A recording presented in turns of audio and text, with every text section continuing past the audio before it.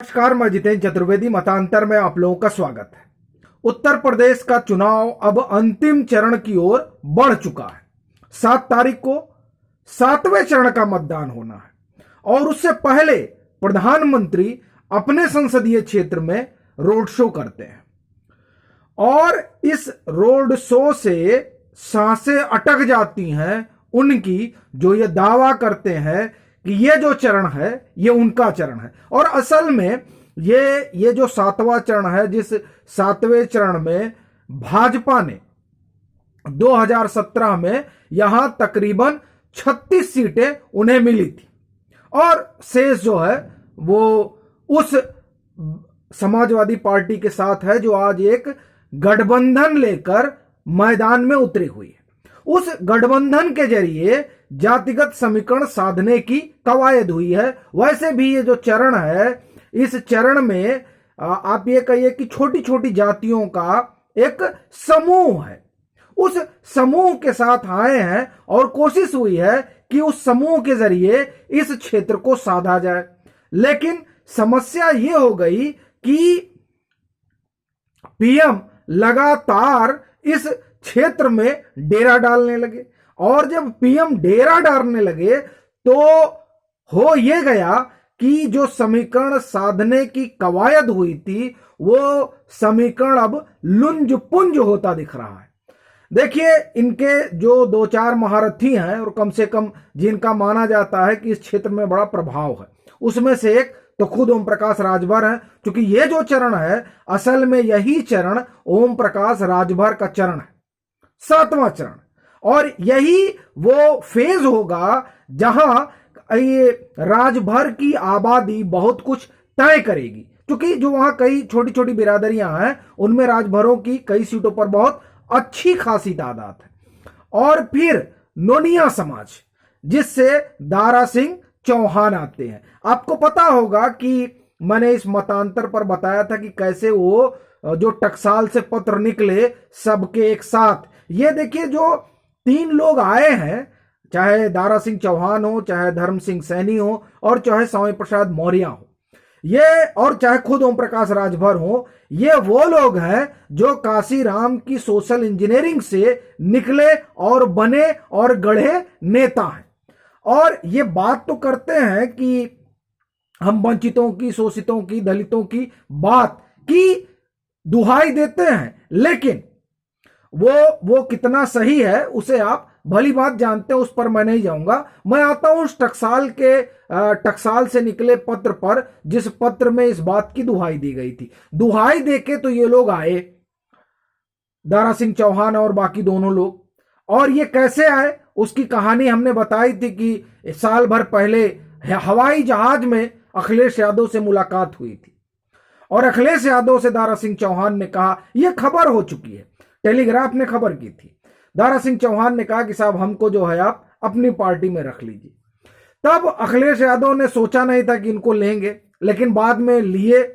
और वो लिए तो ये सोच के लिए कि ये लोग आएंगे तो हमारा जो है जो MY समीकरण से हम आगे जाएंगे। तो क्या आगे चले गए, ये एक सवाल है। और असल में उस सवाल की सबसे बड़ा जो परीक्षण होगा वो इसी चरण में होना है। और इस चरण का परीक्षण ये रहा कि जैसे स्वामी प्रसाद मौर्य और धर्म सिंह सैनी की सीट फंसी हुई है, वैसे लग रहा है कि दारा सिंह चौहान की भी सीट फंस गई है। वो भाजपा में घोसी से टिकट चाहते थे, मधुबन से ये विधायक है, चाहते थे कि हमको घोसी से टिकट दे दिया जाए।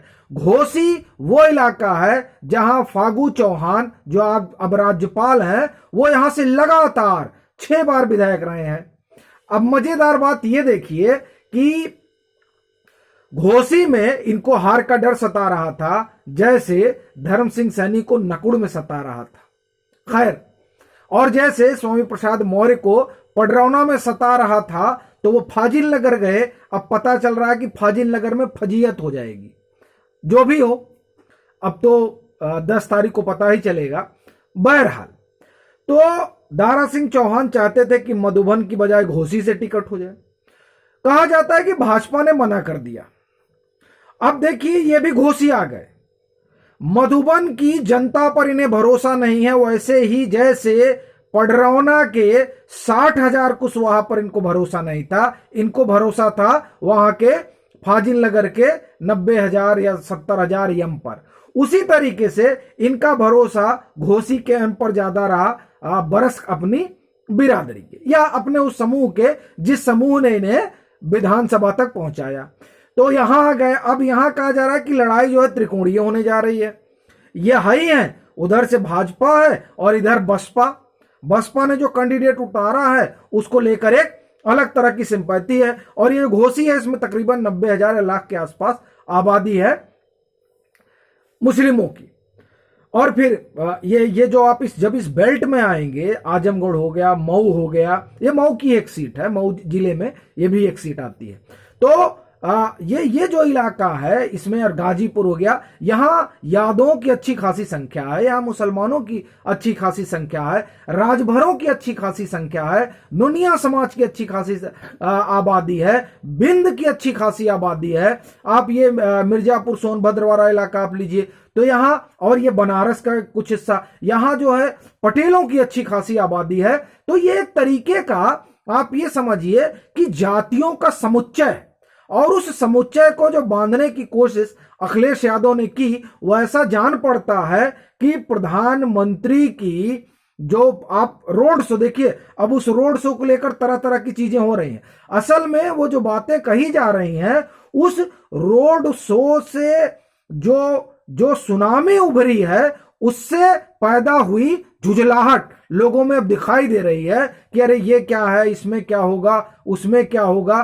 तो दरअसल ये जब इसमें उसमें का मतलब नहीं रह गया, अब बात यह हो गई है कि जिन लोगों को जोड़ा गया था उनमें एक तो पहले ही टूटन दिखाई दे रही थी, और अब जब प्रधानमंत्री खुद बनारस में डेरा डाले हुए हैं, ऐसी स्थिति में, और ये जो पिछड़ा कार्ड खेला गया था, तब ये सवाल बार बार उठता है कि क्या नरेंद्र मोदी से बड़ा कोई चेहरा है भारत की राजनीति में, कम से कम जब लोग अगड़ा बनाम पिछड़ा की बात करते हैं। तो ऐसी स्थिति में अब सब आप समझिए कि सबके होश उड़ गए हैं, और उनको लग रहा है कि अभी तो जहां हम लग रहा था कि हम जो यहां क्लीन स्वीप करने जा रहे हैं, वहां ऐसा ना हो कि इस बार फिर ये जो है 40 सीट झटक ले जाए, क्योंकि अब प्रधानमंत्री खुद बैठ गए हैं। और इधर ओम प्रकाश राजभर का आप सुन ही रहे हैं, और ये कोई नई बात नहीं है, वो कई दिनों से रोए जा रहे हैं कि साहब आप लोगों को साथ रहना है, हमारा बड़ा सम्मान हो रहा है।